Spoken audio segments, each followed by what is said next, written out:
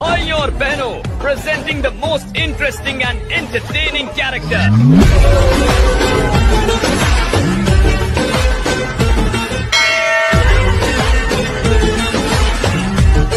अब होगा एंटरटेनमेंट शुरू।